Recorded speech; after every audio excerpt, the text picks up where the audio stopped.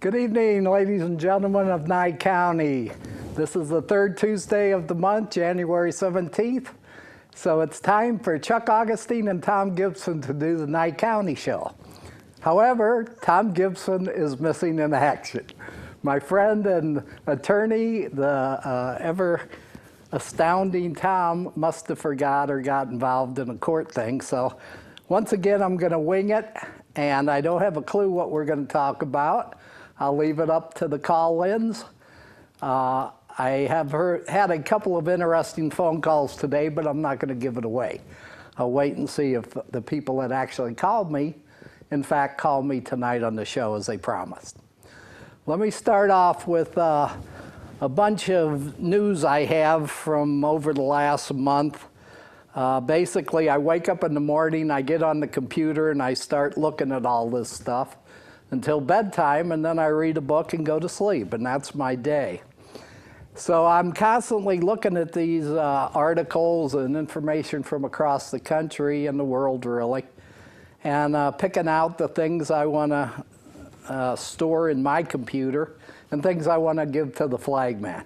And one of them that jumped out was on the 16th of December. The title is Ex-Georgia Policeman Convicted of Murder in Taser Death of Suspect.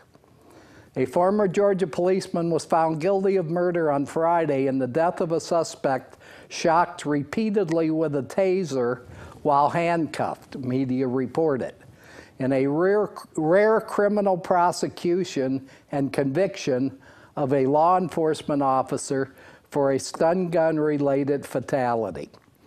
And a second policeman was also charged. The guy that died was 24 years old, and basically they just stunned him until his heart stopped. The jury deliberated for just 30 minutes between delivering the verdict for the two defendants.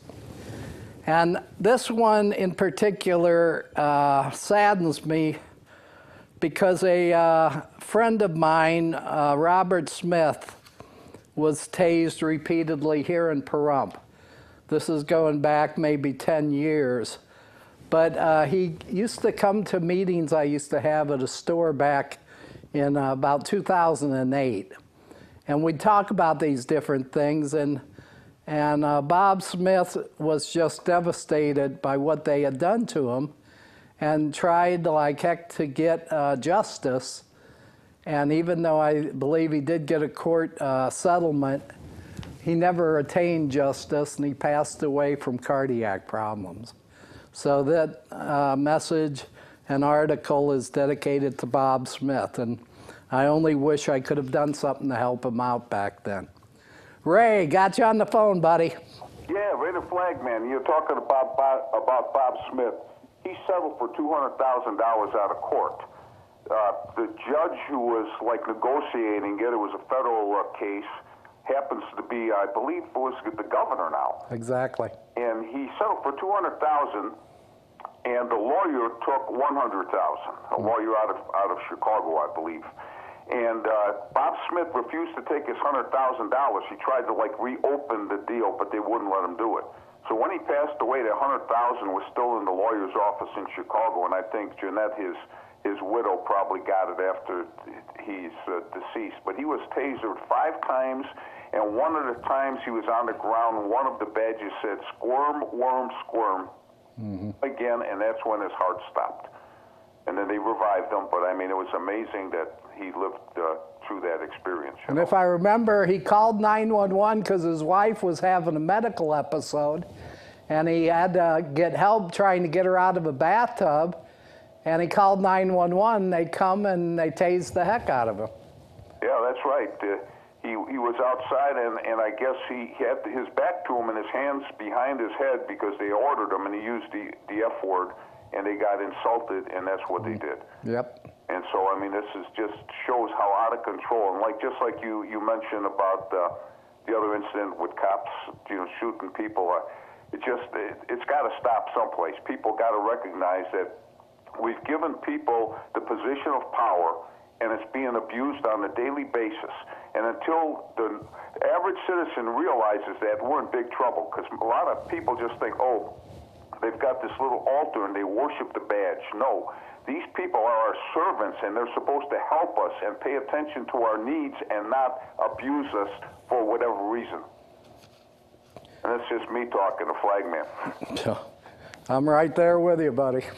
Let me ask you a question. I just heard on the news, Chelsea Manning was pardoned by Obama today. Some kind of whistleblower. Do you know anything about that, Chuck? Or what? I sure do. In fact, I printed it.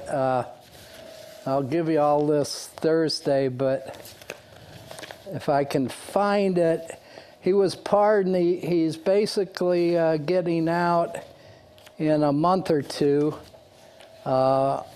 And of course, he's changed his sex since he's been in there. It used to be Bradley Manning, and now it's Chelsea. But what did he whistleblow on? What did he do?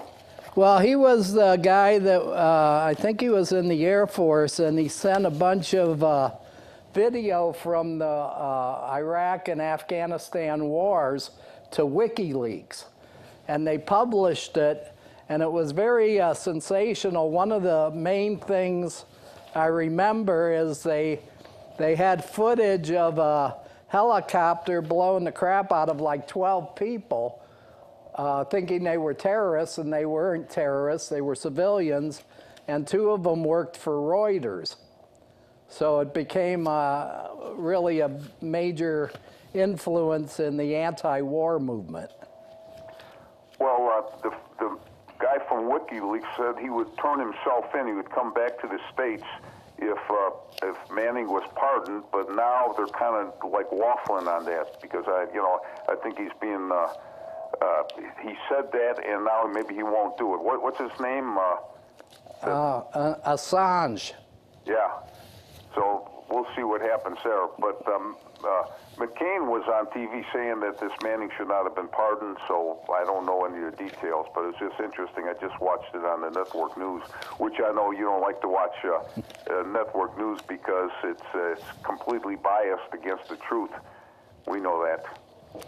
Yeah, and really the thing I hate the most is they don't report the news. They give a statement, and then they try to alter people's perception.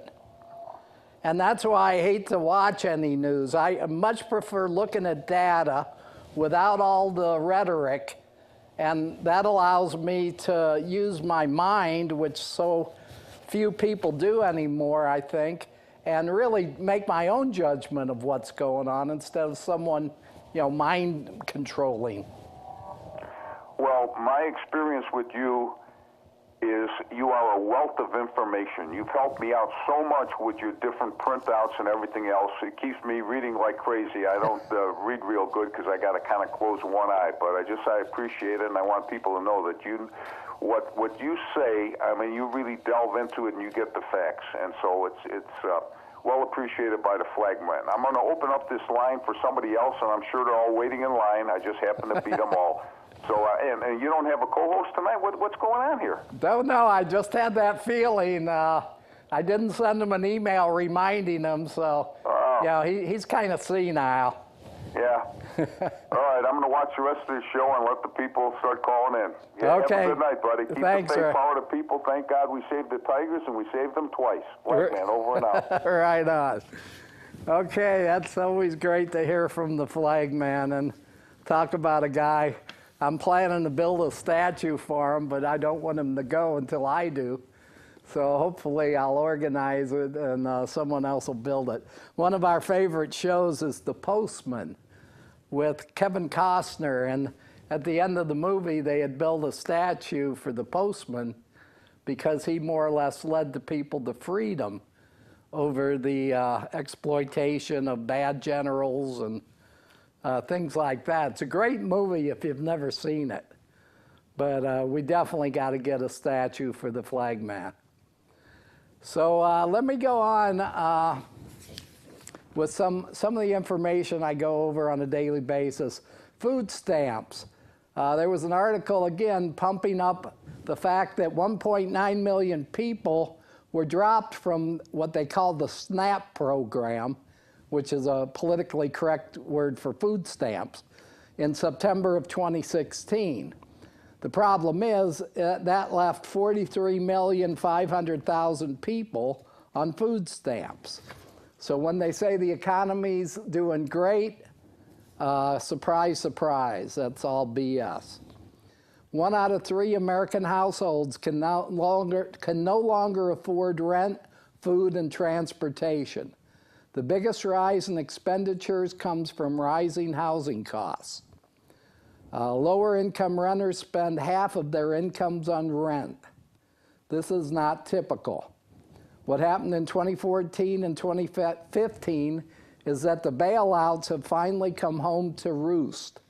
A massive manipulated market has allowed banks to have access to crony capitalist policies while the rest of the public has had to deal with painful austerity. Amen. Drug overdose deaths increased significantly in the past 5 years. Drug overdoses have increased 33% in the last 5 years across the country, with some states seeing jumps of nearly 200%. Last year, more than 52,000 people died from drug overdoses, with almost 2/3 involving prescription or illegal opioids. 52,000. And just think of the ramifications from the terrorist attacks on the World Trade Center and Pentagon, which was just a drop in the bucket compared to this number. Opioid deaths, illegal and legal prescription drugs. I'm going to stop there. We're getting fairly close to break. Please call in, folks. If not, you're going to have to get depressed and listen to me. The reason I'm talking like this is I want to give a good foundation for the next president. And there's media flying with all kinds of BS on both sides, but we need a lot of work from the president and others. We're going to go to break now. See you on the other side.